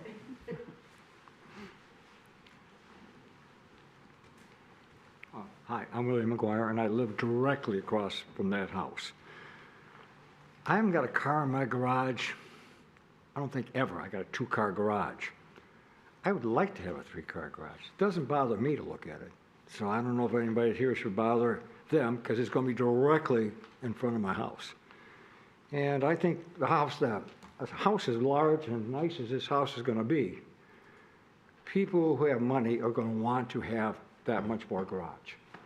Just because it's a big house, and they're going to probably have at least able to fill 2 cars and more. I mean, my whole garage is full of lawn furniture. I have a huge lot, and I have a lot of lawn furniture, but I think anybody who has a house as large as that is going to have lawn furniture too. So I don't have a problem with it at all. So, and I live across this dirt and I look at it, I'll be looking every day. I don't like what I'm looking at now, this old raggedy house, so I'm all for it. Okay. Thank you. Thank you. Anyone else to speak on this for public comment? Evening, my name is Dennis Herman. I live on the west side on Arlington 4451, and I appreciate that you are fighting for the zoning here and trying to get the 50% and everything in. But for over a year and a half, we were looking at this house construction side of a beloved neighbor that we lost. But we are also happy that a builder is taking on the challenge of bringing a new house back to Royal Oak, and we have no problem with the variants that are being sought. So 3-car garage, I would appreciate that myself, was having only a 2-car garage. And so we have no problem with if you are willing to grant the variances. Okay. Thank you. Thank you. Any other public comment? Going once, going twice. Oh, we've got one last one, maybe. My name's Beth Howes. I live at 4436 Seminole, so I'm the house directly behind this house. So kind of the only part of this that affects me is the 2.5-foot setback for the covered porch, which Brian and I have talked about. We've talked about it also with my husband, and we kind of have no problem with that. We've talked about some privacy screening at the fence. The way our patio is set up, they're kind of going to be at opposite ends. So we really have no problem with the additional 2.5 feet. We actually went out and measured it. Brian had drawn in paint on the ground so that we could visualize exactly what a difference that was, and we just thought it was negligible. So I just wanted to put that out there. Okay, thank you. All right. Any other comments? Going once? Going twice? All right, public comment is closed. We'll bring it back to the side for discussion and/or motions. Mr. Wolf. I'm going to throw out something here. This is not a motion, but I still can't wrap, excuse me, I still can't wrap my head that somebody came in, got permits, and then went and decided to change something that required a variance. So not a motion, but I want to just tell everybody that that's what's going on in my mind right now. Mr. Moore. Yeah, I'll just say that, the neighbors across, next, and behind are all in favor of this. So, if the people that have to look at it every day are not opposed to it, I'm not either. Mr. Lineweber. I think, Mr. Wolf, your point, if the house is under construction right now, so, with many things in the market, timing is everything. So I can imagine somebody wanting to get in, get things going. This is a dramatic improvement to the house that's there. There's extensive site work happening, as we speak. So, not to speak for the applicant, but I can understand the motivation to get something going that the city can approve and then say, okay, we're going to ask for, these specific things. So I wouldn't hold that against them. I'm kind of torn on this because, I see the benefit of everything that's happening, but there are these specific issues that the applicant has represented that they'd be willing to go back and perhaps make some revisions to. So I'm not sure how I feel about this just yet, but I look forward to other. Yes, Mr. Reddy. Well, it sounds to me like the petitioner requested that we postpone for a month. So I'm going to make a motion that we postpone for a month. Okay, is there a second? Mr. Moore. Okay, Mr. Reddy, anything to discuss on that? No, he requested it, and it sounds like it'll result in fewer variances, so I'm all for it. Okay. Anything to add, Mr. Moore? Nothing to add. Thanks. Okay. Any other comments? Yes, Mr. Wolf? I guess this is a question for either Alex or Ryan. Since we have a full board, is that possible to Is that, We're always, if a petitioner requests something at table, we have no problem tabling it, even whether it's full or not full. okay, then never mind and no objections. Okay. Any other comments? All right, we'll move to vote. All those in favor of the motion to postpone this for 1 month signify by saying aye. Aye. Aye. Opposed? All right, motion carries. We will see you next month, sir. Oh, all right. He's not recusing himself. He's just doing a quick break himself. Let's take a break. Does everyone else need it? Yeah, let's take a Okay, break. we'll take a quick 5-minute break. I guess some people need This sounds good to me because I'm there too. I'm like, I can make it through the next one.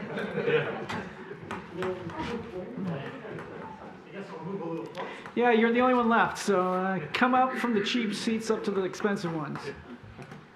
Don't worry, we won't bite much, just nibble. We won't bite that hard most of the time.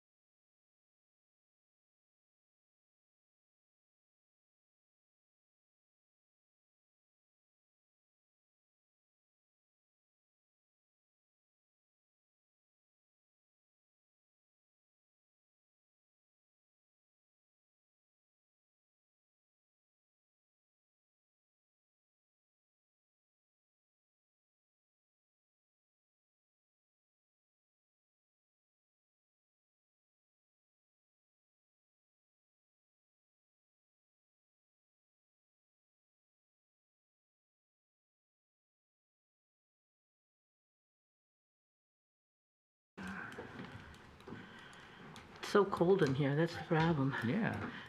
I don't know. The bladder. I was told it.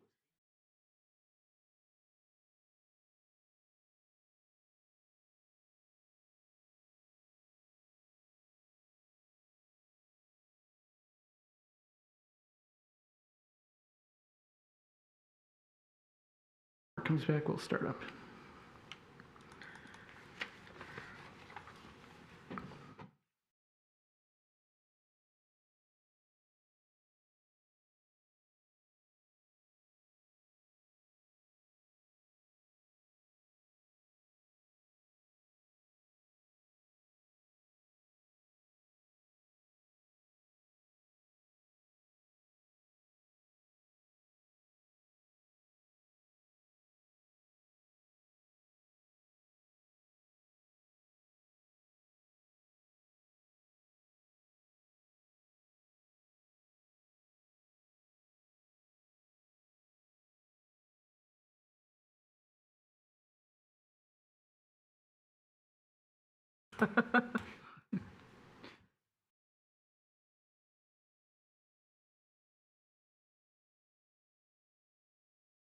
On to case number 25-10-25 for 3202 Prairie Avenue. I'm assuming you're ready to take it away. This site is a corner lot, and it's located at the northeast intersection of Prairie Avenue and Albert Avenue. And the site is currently developed with an existing single-family dwelling, and there's a detached garage and shed at the rear of the property. The petitioner of the subject lot, as well as the neighboring property to the north at 3208 Prairie, are proposing to split off the rear portions of their lot to create two new interior parcels which would front directly onto Albert Avenue. And these are shown on the attached survey as parcel C and D. So these two new proposed parcels do meet all the minimum lot size requirements as stated in the zoning ordinance. So they do not need any variances pertaining to them.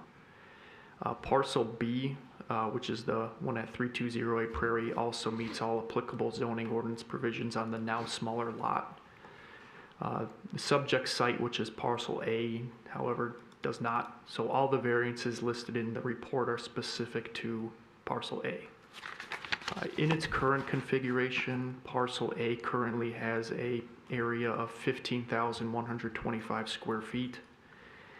Based on the proposed land division, it's going to shrink down to 9,625. So on the now smaller lot, the new total lot coverage is now going to be 35.6%. And the zoning ordinance caps lot coverage for lots of this size at 30%. So the petitioner would need a variance to waive 5.6% from the maximum 30% of total lot coverage.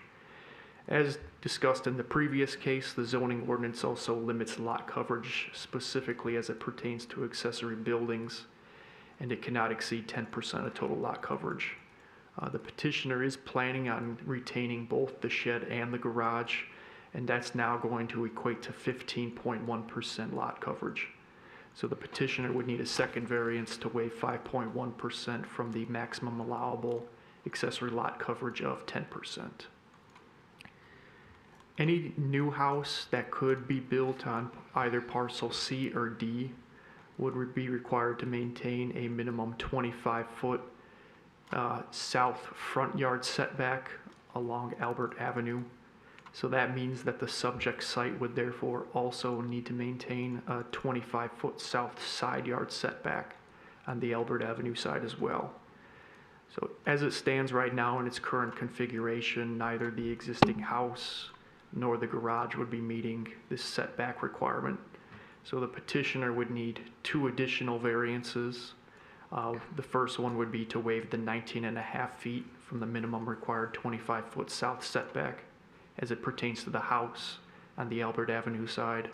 And then the second would be to waive the 6.5 feet from the same 25-foot south side yard setback as it pertains specifically to the garage. Thank you. Questions? Oh, and we have a whole, we'll start this way, Mr. Langweber, and then we'll go this way. Alex, regarding the setback issue, that is based upon, in theory, those two homes being built, they've got a front yard setback, and now a corner house has to meet that front yard setback as well, right? Correct. Is a garage or a home even possible on a lot of this size if there were two, if there were in this configuration? I think it would be a tight fit given the minimum required 25-foot south side yard setback that would be required, given that the width is only 55 feet, where it can still maintain a side yard setback of 5 feet on the north side.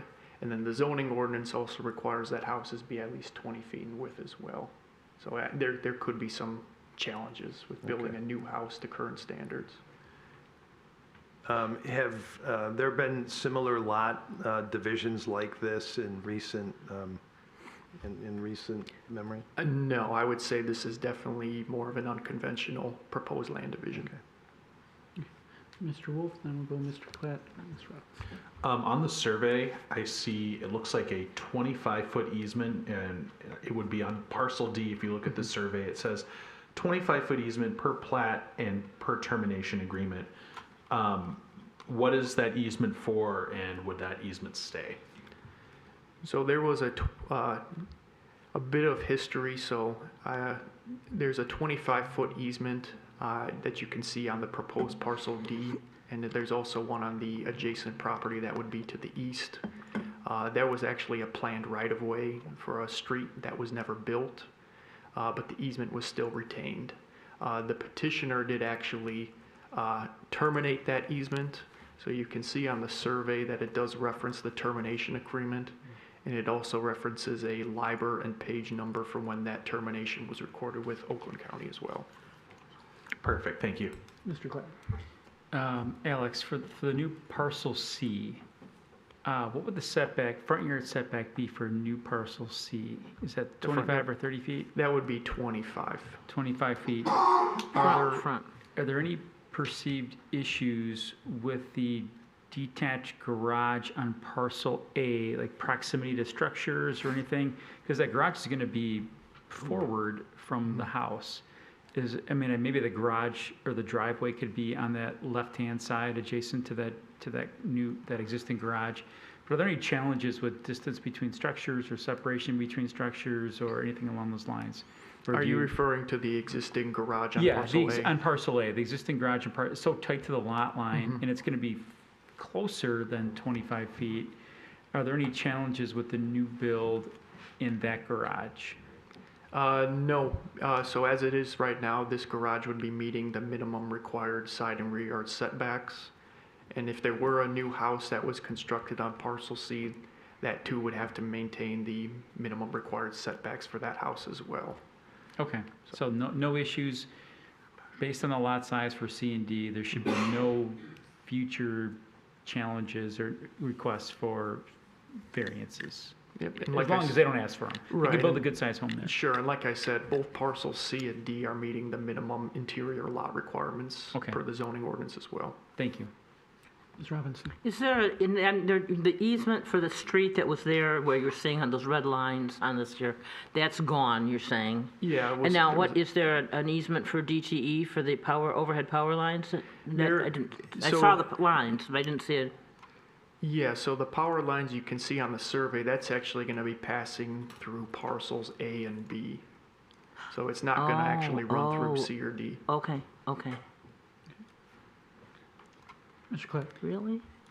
Yeah, I'm not trying to be suggestive here with this, but Alex, has there been any math done on maybe the elimination of one parcel? Let's say, for example, if partial C was omitted and the only new build site was partial D, if we omit parcel C and give the square footage back, relative to the width along the main road, Prairie Avenue, and I did the math on this, would lot A is the outlier, right? Lot A doesn't comply. Yes. So if lot A was given its, and I forget the width here along Prairie, what is that?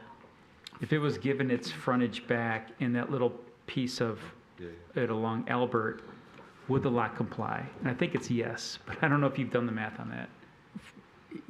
If parcel C were to be given back to A and B, and parcel A obtains its width of 55 feet, 50, basically 55 by 50.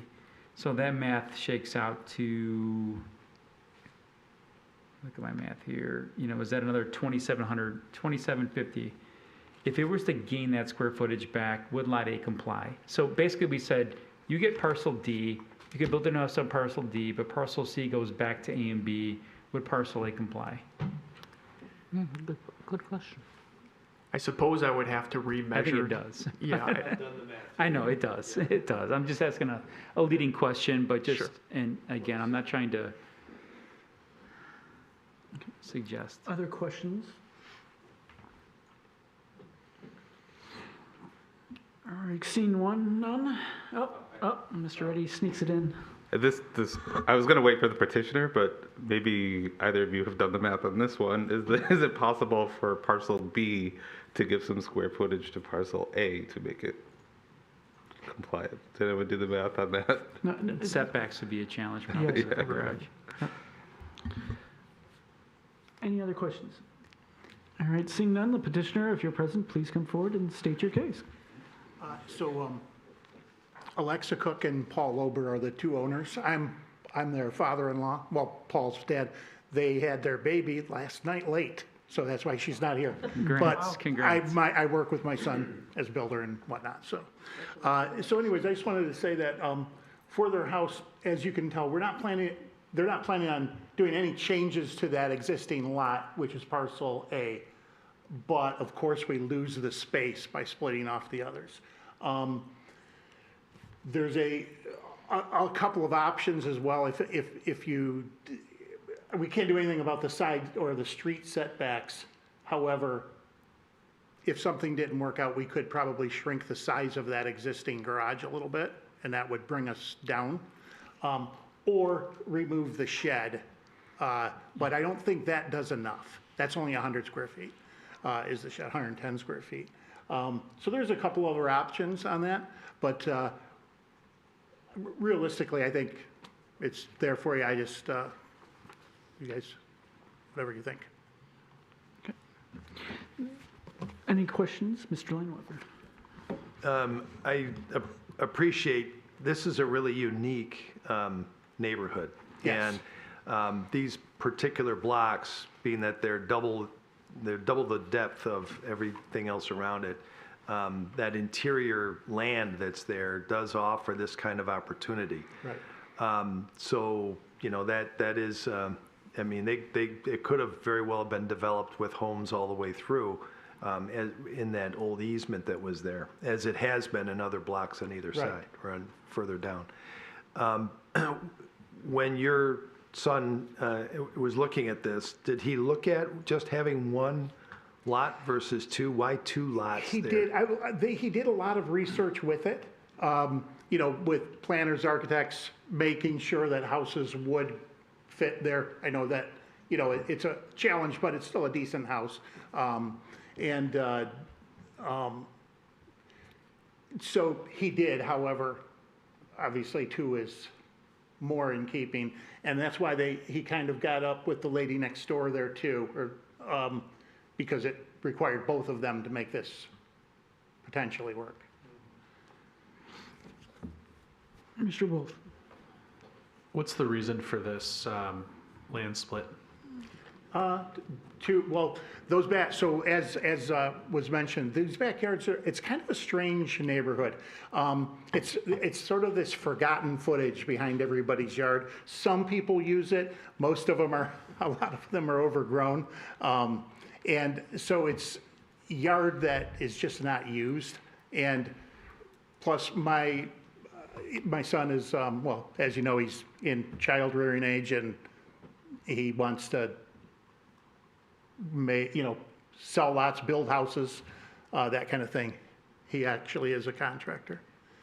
So you're saying that this is... He probably wouldn't be building, he would probably sell the lot though, but... That was my question. Yeah, Thank you. okay, yeah.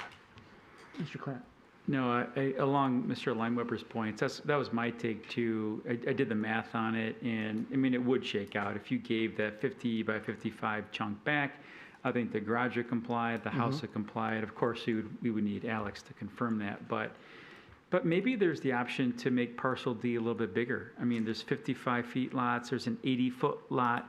Maybe the house could be a little bit larger, and you could still comply by giving some of C back. Maybe I agree D gets with that bigger. too. Yeah, maybe D gets bigger, C gets If smaller. if they couldn't get the two, then maybe make D bigger and do that and not get two lots out of it.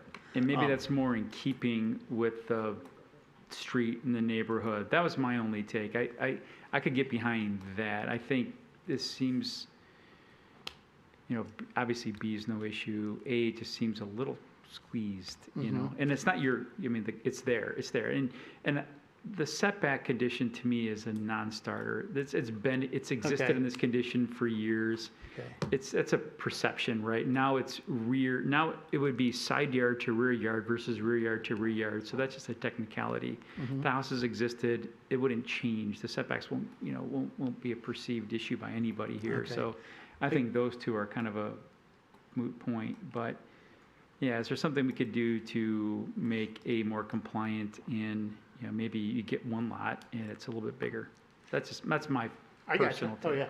And so I wondered if, so possibly do one larger lot And then, I don't know if you guys would entertain the idea, though, if there was anything else wrong, if you did want to keep 2 lots, but take 1 bay off of the garage, which would drop you within the lot coverage limitations, I think, yeah, Killed the shed, that's great. or the shed. Well, the only comment I would have for that is, as you've heard, people want more than 2 cars, and you're I know, it's taking funny, it down. isn't that? Yeah. I would think it would make it potentially harder to sell that house in the future, but I can't speculate on that. The question, yes. I would happily speculate on that. As a realtor, it's not hard to sell homes in Royal Oak, generally speaking, if they're well maintained. I'm appreciative of what all of my colleagues here on the dais have said. I'm very interested in the potential of 2 lots, if only because there is a housing shortage. And while this is a national issue, this is something that we have an opportunity to address here in the community. And if both of these lots are substantial enough to meet minimum requirements, perhaps there's an opportunity to build homes that are not massive and build homes that are perhaps smaller and more attainable. That's just a viewpoint, but I thought I would offer that. Mr. Wolf and Mr. Klatt. I'm going to steal one from my colleague, Mr. Moore here. I think we have a case in front of us. Again, like you've been here. If you'd like to, come back and offer revisions, I think you've seen we've postponed other things tonight. So that would be a suggestion that I would offer if that is something that you would want to do. Okay.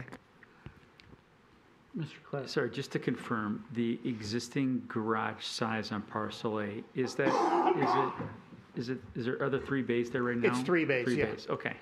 Yeah. That's a And great- they're 3 great idea. 3 single cars, you know what I mean? It's not like a double and a single. Ms. Robinson. Oh, there it is. It's not the most attractive garage in the world. And But that's you an can see the awesome lot, idea. then to the left, to the right, well, if you pan over, it's pretty much just kind of a treed. It's kind of there it is. Yeah, to kind of, I think like the last case, we're always trying to reduce the number of variances.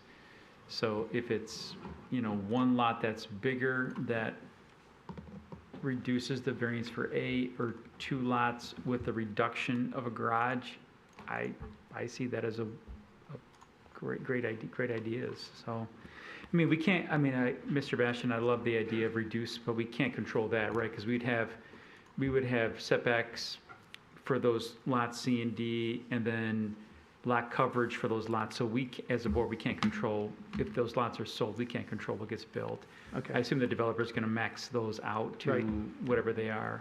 But I love the idea of making them smaller, but we can't control that. But we can at least have some control over this division of land. So I'm all for if there's a potential to table this for a redesign, in my opinion. Other, Ms. Robinson. I'm torn on this, and kind of on the flip of what my colleague is talking.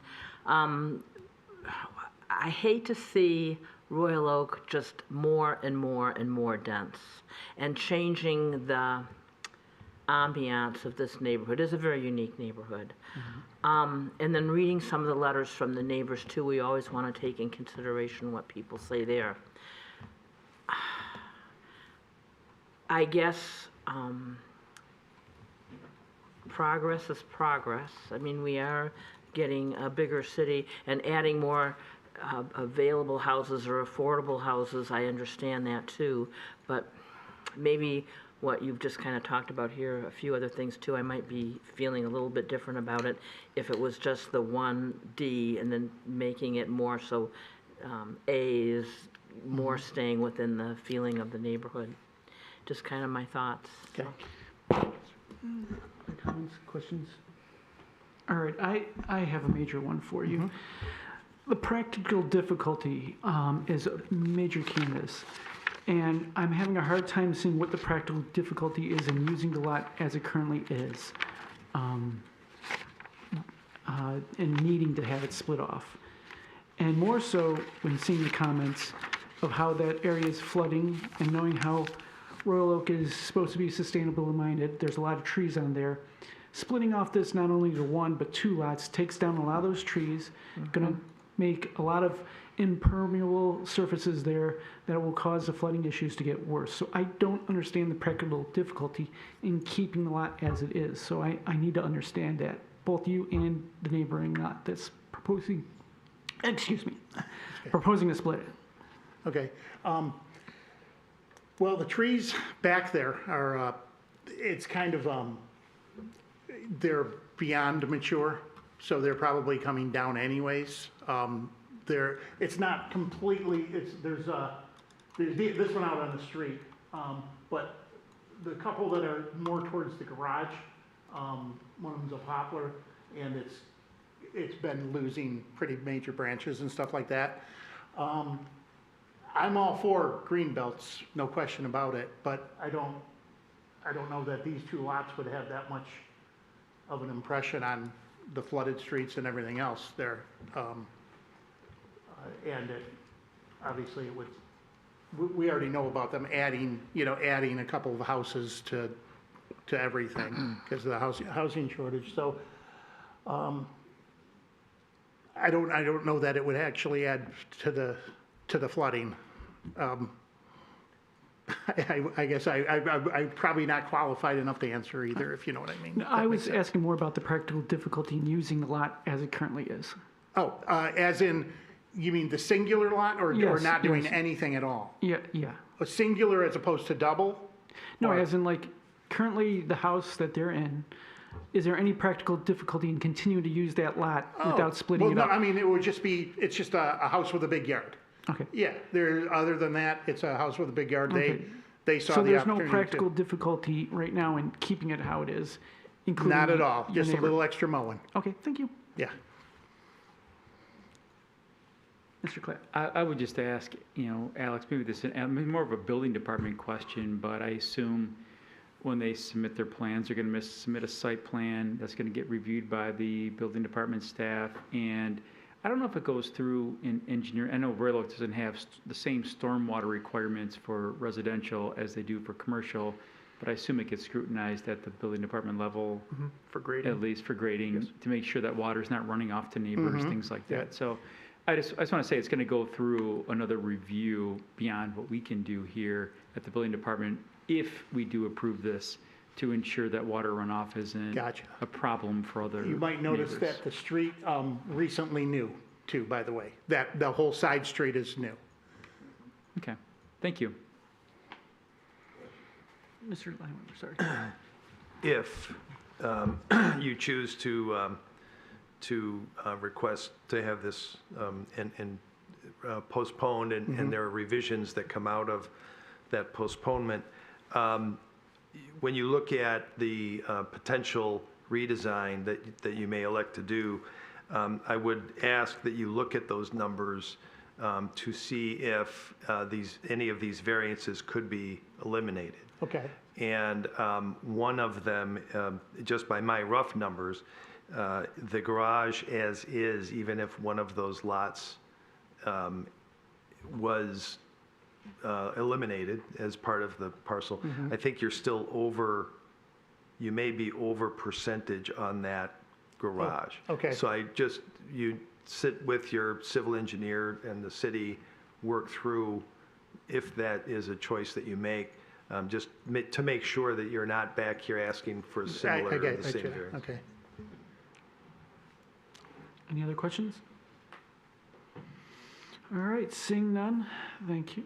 Oh, Mr. Oh, Clapp. no, I was going to say, never mind, motion-wise. Do we have made a motion? So we to do any- probably would redo this again in a month or whatever. Your choice. Would you like us to go that route, or would you like us to go? Well, right now, I would think that, since I guess one thing I just don't know about, if you vote on it, then we change, are you allowed to come back with changes?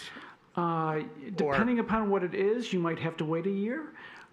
Okay. Otherwise, you would have to resubmit another $700 to come back if say something got okay. denied. So thank you. Then I think we should we should probably wait. I talked to him. Okay. Obviously, he wasn't, the baby's 2 weeks Right, early. right, yeah, And so- it was just one of those things. Came unexpected. And he's a healthy boy, so everything's good. It's my grandkid. Congratulations. And did you, I don't know if I can ask this or not, and it's not based on a vote yet or anything, but if he still if he wanted to try to keep the 2 lots, but eliminate one of the bays on the garage, as long as, we knew the numbers, of course, would that be kind of acceptable? Is that? We can't say one way or another, Okay. sorry. All right, gotcha. All right.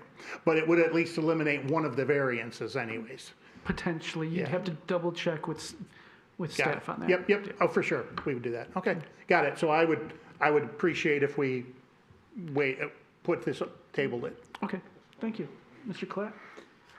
I'm gonna make a motion. Nope, can't motion Oh, I yet. can't We yet. got Oh, public public, comments. yeah, Sorry. sorry, there's no Okay. public here, my apologies. Thank you. I'm If there's expediting. any other questions for the petitioner? All right, you may No. sit down. No, my apologies. And then we will ask, I know the since it is rules. Halloween, and any of the ghosts in the audience like to come forward and speak for Sorry, I public got comment? too excited. It was. I know, it Mr. was Klatt there. Anyone? Casper? No? All right, going once, going twice, 3 times. Public comments closed. Okay, now, Does Mr. someone else want to Klatt. make the motion? No, you're very eager, so go ahead for it. I will make a motion to postpone till next month to allow the applicant to come back with some possible design updates for our review. Mr. Moore, seconds, I assumed? Any extra comments or discussion on this? Are our neighbors notified then? They will not be re-notified. Because it's a continuation of the existing. My suggestion would be contact your neighbors. That's very helpful, at least it. Anyway, sorry, I interrupted discussion on the motion. Any other comments on this motion? Yes, Mr. Wolf? I just wanted to add one last thing, and I will try to make this brief. We received 1, 2, 3 different letters of people opposed to this. So if you decide to redesign or whatever you decide to do, I would really ask you to talk to your neighbors, try to explain to them what's going on. Because I just do not feel comfortable, doing something that would potentially harm other neighbors. So please talk to them. I appreciate it. Yeah. I don't know if you knew this, but Anyway, hold up on this. We got a motion on the table. I accidentally interjected, and then you continue on with it. Let's state discussion. Yeah, so- with the motion is to postpone this. Yeah, I have no problem postponing. I Okay. guess I would just ask that they go talk to the neighbors. Excellent point. Okay, thank you. Any other comments on the motion that's on the table? Seeing none, we'll move to vote. All those in favor of postponing this for a month signify by saying aye. Aye. Opposed? Okay, motion carries. Now, if you want any additional comments. Yeah, no, thank you for that. I wanted to tell you that before they proposed this, they actually went all the way around the block. I think there might be 54 different people. They talked to everybody about it, but who knows if a couple of them. Yeah, I see in the packet three different people who sent in things. Gotcha. And they all said these people were opposed to what you were proposing, so Okay. I would ask that you talk to them and Yep. I would ask that. Gotcha. And we're not allowed to know who, right? We just gotta figure it No, out. it's. It's in all the- public. You It's can all look public. it up and see it. Yeah. Oh, Yeah, okay. so So- afterwards, they can look in the agenda and it'll be there. Okay. Yes, Mr. Oh, no, that's an excellent point. If they're willing to write letters, or you have a petition in favor, all that helps. So just let us know if you've reached out. I mean, we didn't know you did that. So if you've taken that upon yourselves to reach out, I think that's a very positive thing. We think you're reaching out, you're trying to They get had to the go thoughts of around your because neighbors. because of the easement too, would they have the easement abolished, that 25-foot that you were talking about? Yeah, they had to do that. So they've done quite a bit of research about it. He's pretty gung-ho to do it. I appreciate all your information. It helps a lot. I wish he could have been here, but So maybe I'll have to. He can watch this on YouTube. So it'll be on YouTube, he can watch it. Oh, very good. There you go. Okay. Oh, congratulations, number one. Now I'm gonna get it for everything. Okay, you won't be sleeping anyhow. So. Something to do in the middle of the night. You're gonna be here next month because you'll be too And then, tired. and then 10 years from now, you can show your grandchild what happened the day after he was born. So, All right. Thank you, sir. We'll see you next month. Thank you. Okay, we'll move on to Congrats. other business, meeting and schedule religious holidays for 2026. Yep.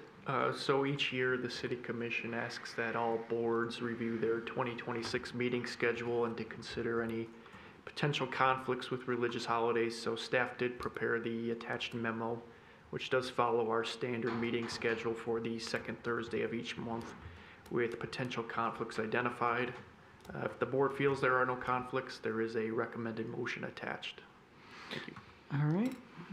Is there any, yes, Mr. Wolf? So I'm Jewish, and so the only thing that gets to me, and this wouldn't affect me personally because I'm not observant enough, but I know there are a lot of people that would be, is that the April 9th holiday is the last night of Passover, which is a date that, more observant Jews, would not be able to attend because of, religious reasons. So personally, that does not bother me, but that is something that I do want to kind of put out there.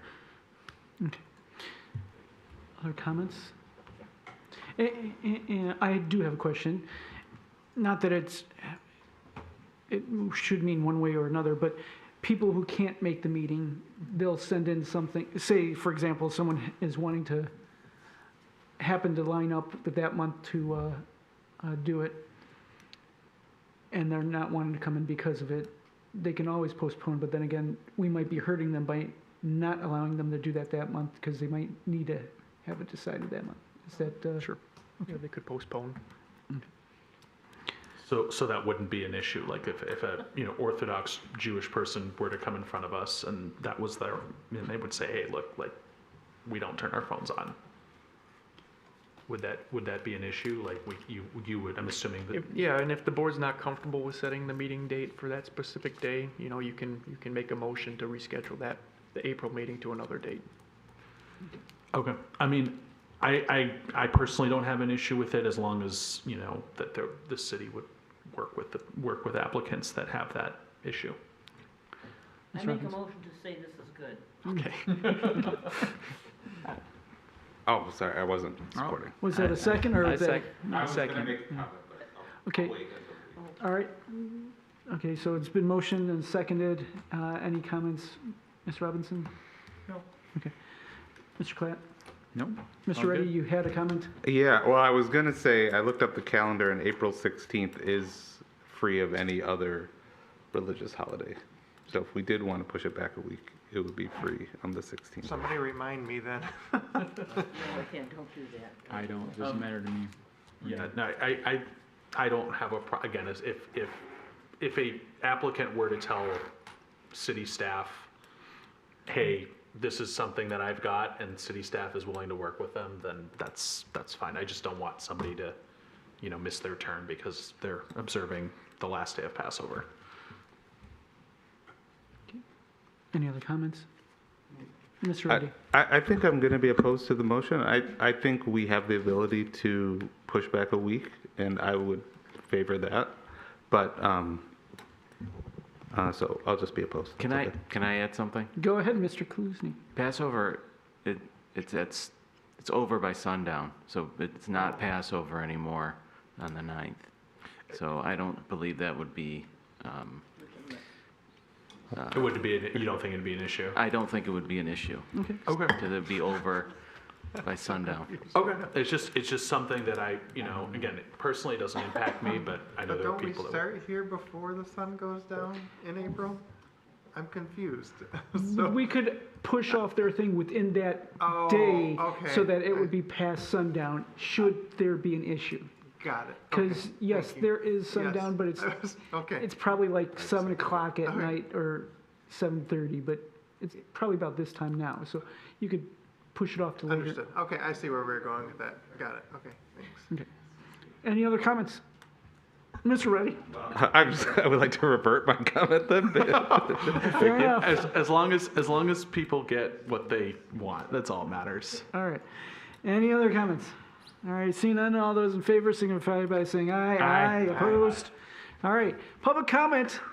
Anyone here? Public comment? Yes, no, no. Okay, none. Motion. Is there a motion for adjournment? Mr. Moore? Is there a second? Mr. Bashan?